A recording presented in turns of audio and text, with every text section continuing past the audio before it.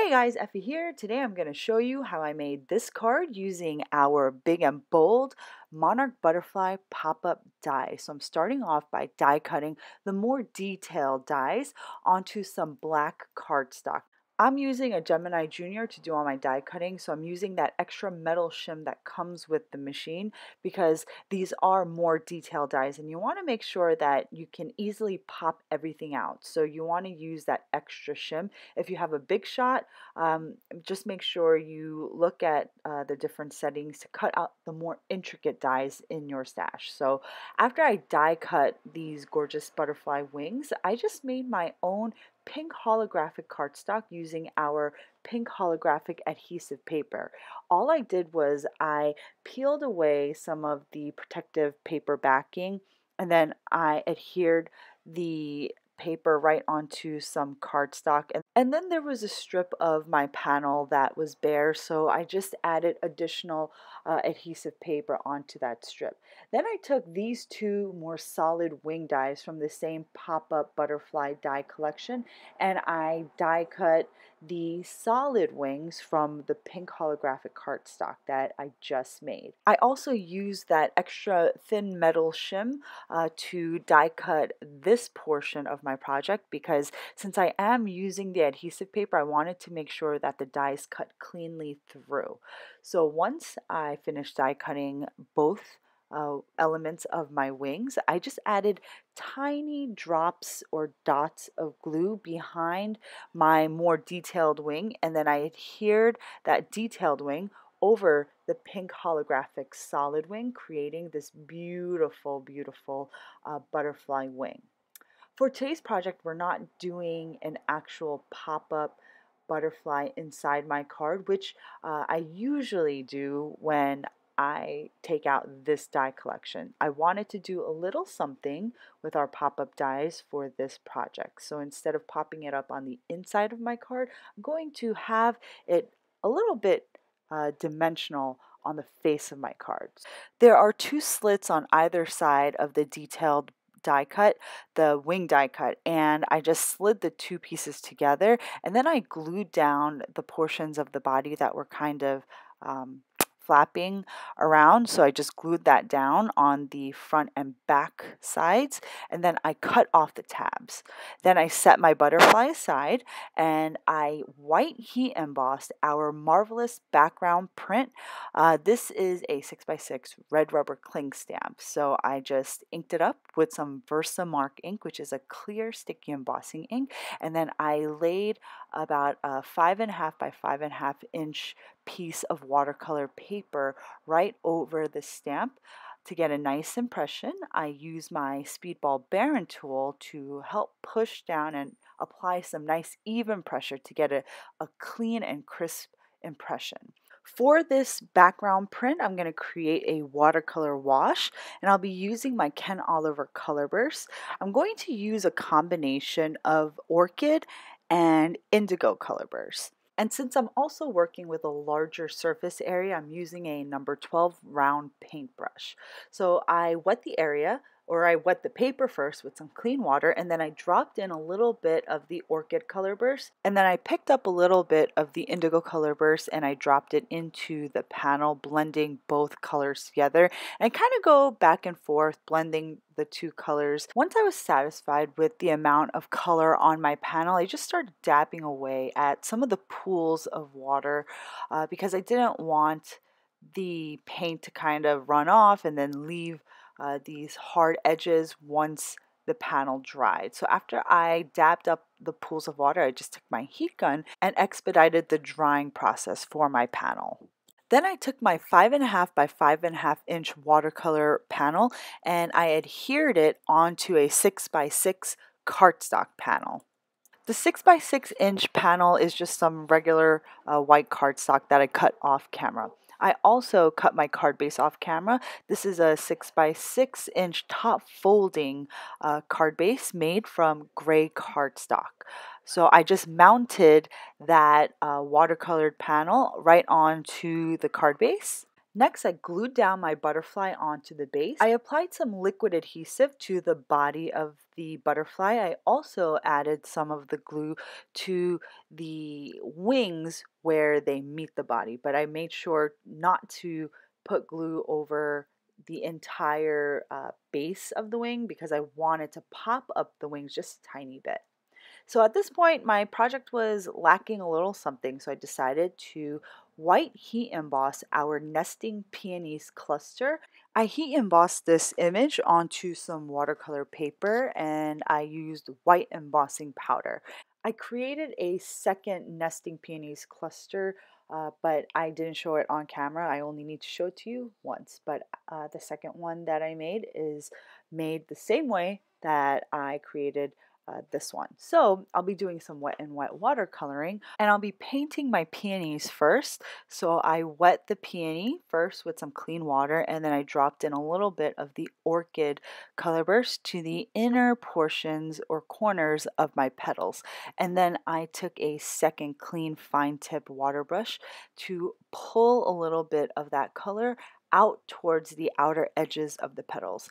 And I did this for the entire peony and the rest of the peonies within this cluster. Now, if you go a little bit outside of the lines, it's okay because I'll be die cutting this cluster using the coordinating die.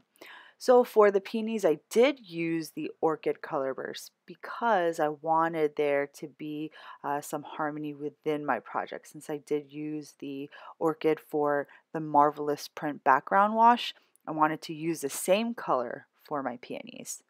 So before I add in any pigment, I always make sure to wet the area that I plan on painting first. And this way you get a better blend.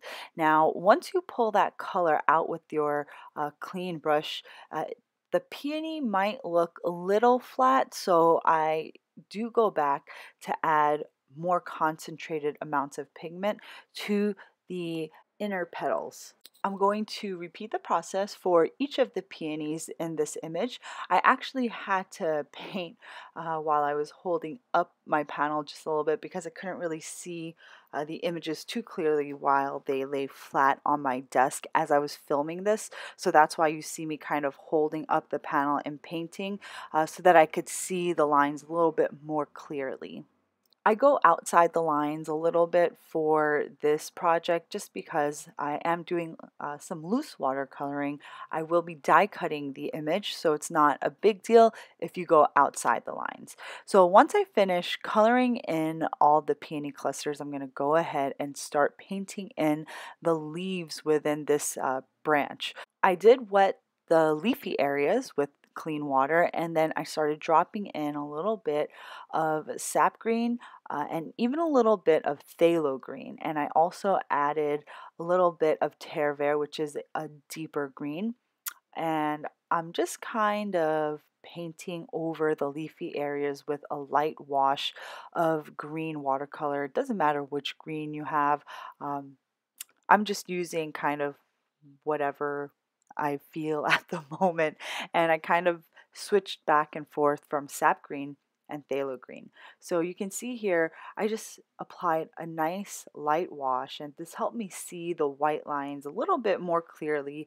And again, I'm going outside the lines quite a bit, but that will not matter because I will be die cutting this.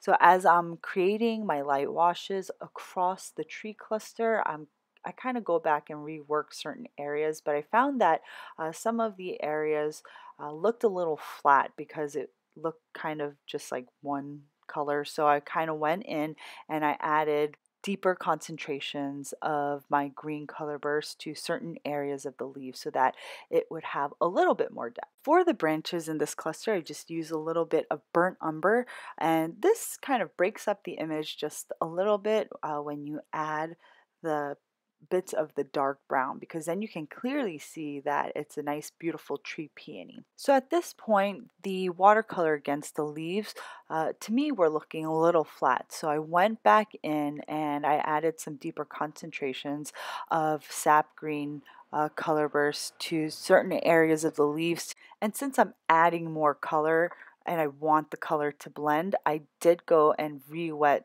the leafy areas with water before I dropped in additional pigment. And as you can see, as I added more pigment, it kind of brought the cluster back to life because you have the more concentrated areas. You have the darker greens against the softer greens in the background. As I was painting this cluster for this butterfly project, I kind of was thinking that it looked really nice on its own, and I could have just stopped here, slapped a sentiment on, and created a standalone card. I will probably create a card using this loosely watercolor technique, but in the future with different color schemes. But until then, after I finish painting this panel, I set it aside to dry completely, and then I die cut it using the coordinating dies. And I also created a second cluster off camera. After I die cut this cluster, I cut it into 3 separate pieces, which I used to tuck into or behind my butterfly pop-up wings. The second cluster that I made and die cut, I just cut that into 2 separate pieces. So I have 5 pieces total that I use to tuck behind my butterfly. And for the next minute or so, you kind of see me just kind of rearranging the clusters a bit because I'm not entirely sure where I want to put these clusters. I know that at this point I want a little bit of the peonies and the leaves to kind of come off the card because there's just a lot of dimension going on here with this beautiful holographic butterfly. Also, this is a large card. It's a 6x6 card base that I use to mount all of the pieces. So this is a 6x6 card, and then you have the additional peony clusters coming off the base. So it's a large card with a lot of dimension, but I was so happy with the way that it turned out in the end because I usually don't make this size card, and I just wanted to create something where I could use the entire butterfly to showcase this beautiful, beautiful die cut. So here you just see me kind of contemplating where to put my clusters.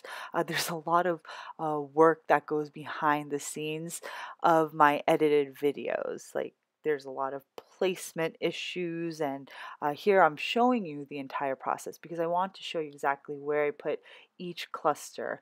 At some point, I actually lift up some of the already glued down butterfly wings so that I could tuck in some of the clusters deeper behind the butterflies. And I only start applying the liquid adhesive once I was satisfied with the placement of all the clusters. I only apply glue to the inner tips of my peony clusters. I didn't put glue to the entire backs of my peony clusters because I wanted the clusters to kind of lift off my card base a little bit, similar to the butterfly wings. And this way I could kind of bend or fold the wings and the florals forward just a little bit so that there was even more dimension. I didn't want the flowers to lay completely flat on the base. So once I finished gluing everything down, I just stamped this sentiment from the Nesting Peonies cluster stamp set. I used our Noir Dye Ink to stamp it onto white cardstock, and then I mounted that onto some black cardstock and cut out the sentiment strip and just mounted that right onto my card base. And my card is now complete. I hope you all enjoyed today's video. As always, thanks for watching. Don't forget to subscribe to our channel because I update it on a weekly basis.